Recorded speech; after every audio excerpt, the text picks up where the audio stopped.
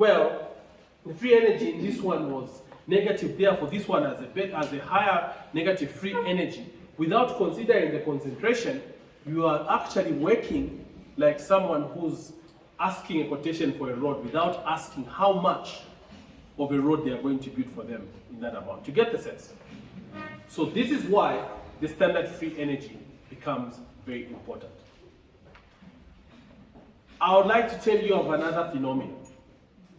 And it is that, well, if a reaction is going to proceed in this way, with a negative free energy, let's say the negative free energy is -2, right? Let's say kilocalories. If the reaction is written in this manner, that to proceed with a negative change in free energy of -2, you should know that if you're going to reverse the reaction, the reverse reaction would have +2 kilocalories per mole. This phenomenon is just telling you that the energy of the forwards reaction is equal to the energy of the reverse reaction, except they will have different signs. Is that clear? You might be very familiar of a chemical reaction which you're most likely going to be interested in because it just reminds you of what energy is when you're talking to a biological system. Let me give you an example. Well, let me ask you this question. When I talk about energy in relation to us humans, what comes into your mind? Food, what else? Glucose? What was that? There's another one I'm hearing in the background.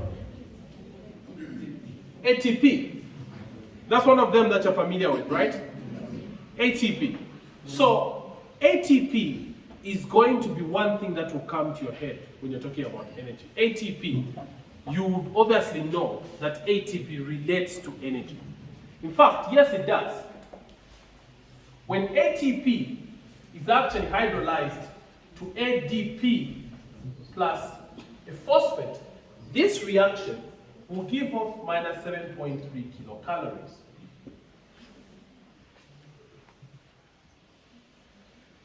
Let me tell you, if you want to form ATP from ADP and the phosphate, you need to look for the +7.3 kilocalories to make ATP. Did you know that? You need to look for this as a minimum. If you didn't know that, let me tell you, it is because you are looking for the +7.3 kilocalories while you eat. You eat because you're trying to find a source of the +7.3 kilocalories to make ATP.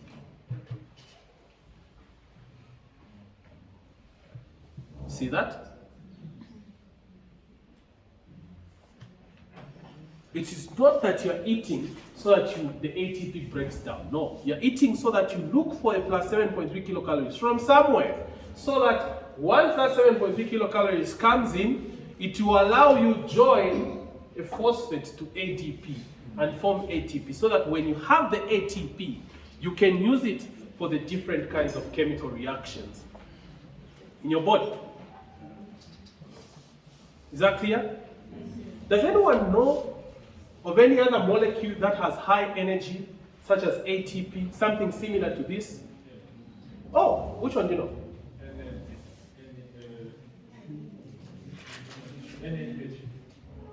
NADH.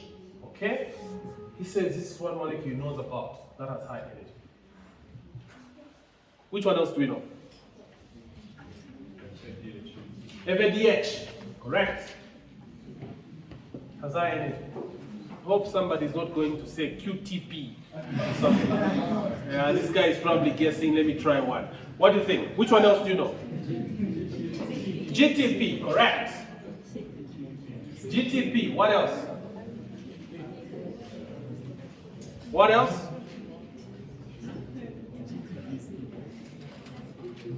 Which one else? Apart from these. molecules that are likely to have high energy?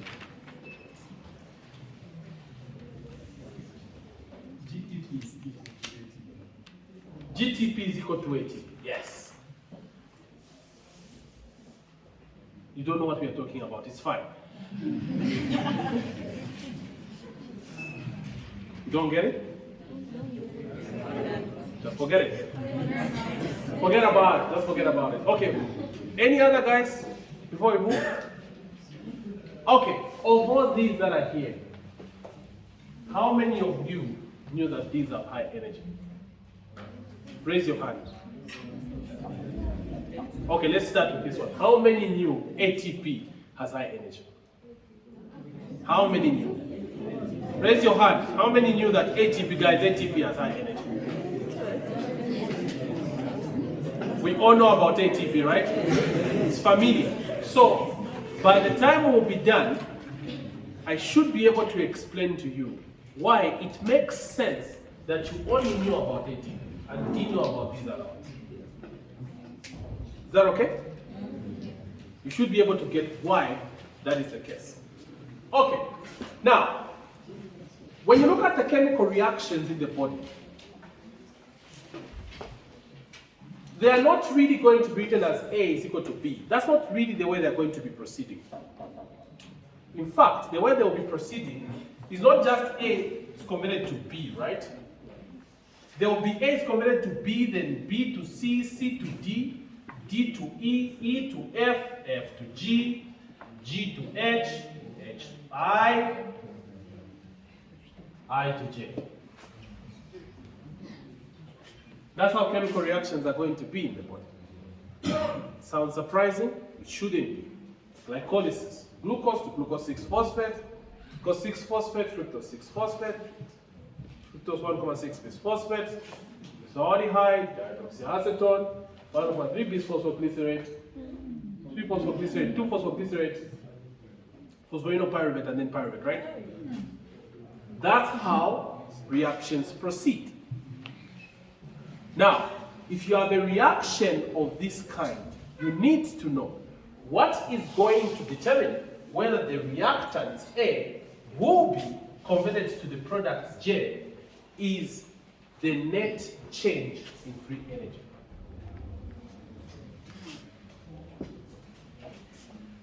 This means that you have to add the free energies of all the reactions here. If the net change in free energy is a negative number, this reaction is going to proceed. A will be converted all the way to J. Does that sound nice?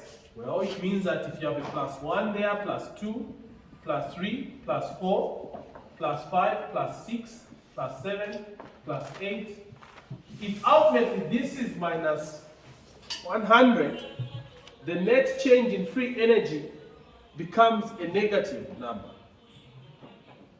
A would ultimately be converted into J if the net change is a negative number. Basically, to make it easier for you to get what we are saying. Is that okay? The net change is the key. So you add 1 + 3 + 2 is 3. 3 + 3, 6. 10, 15, 21, 28, 36, -100, -64. Reaction will proceed. A will be converted into J. Is that okay? Guys, this is like simple mathematics, right? Now, why high energy molecules such as ATP? Why are they very important? High energy molecules are important because of the fact that these high energy molecules can be linked to chemical reactions which would, in normal circumstances, be endergonic. And when they are linked to those chemical reactions, the endergonic reactions would be forced to move the way it was not supposed to proceed. Let's say, for example, you have a reaction where, allow me to remove this. You have a reaction, I hope I'm not rubbing this in somebody's mind. One lecturer liked saying that all the time. And the problem is every time he rubbed, it was rubbing in my mind as well. So I hope it doesn't do that. Okay, so let's say this reaction has positive 2 kilocalories. All right? This reaction is not able to proceed spontaneously the way it's written. You need a source of energy from elsewhere. Where is the source of energy going to come from? It's going to come from something like ATP. ATP in itself, ATP, as it is being converted into ADP plus a phosphate, this gives off minus 7.3 kilocalories. You add this to that reaction, which has a positive free energy. The net change in free energy is minus 5.3 kilocalories. And it would force the reaction where A is converted into B. This is what you mainly use your ATP for in your body. To couple it to reactions which are not spontaneous. Yes? So I'm sure you're saying ATP is used as a catalyst.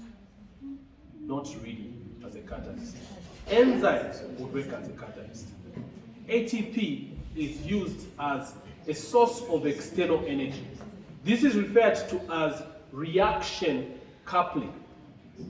You are coupling or you are linking a chemical reaction which was not supposed to proceed spontaneously to a reaction which is proceeding freely and spontaneously, such that the energy moves from that one into the other reaction. Guys, does this make sense?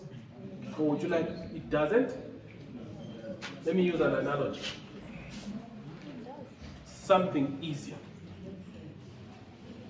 Somebody says it doesn't make sense. Can I break it down something easier?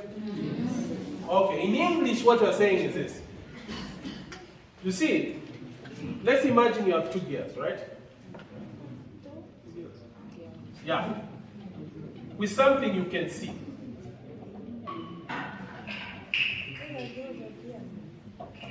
Yes, let's say this is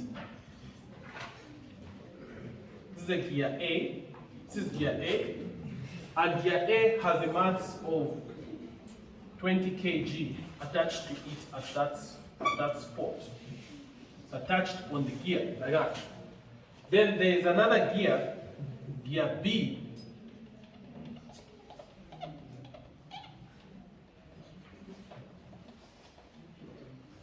Gear B has a mass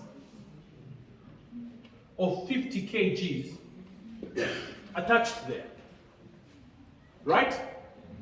Now, these gears are held on with the help of brakes, right? Let's say the brakes are now released. What would happen to gear A based on where the mass is attached? What do you think? Yes.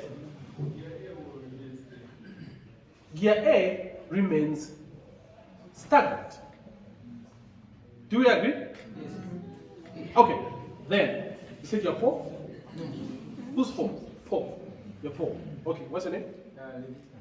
Oh, Leviticus. Okay, nice. Leviticus. Levi.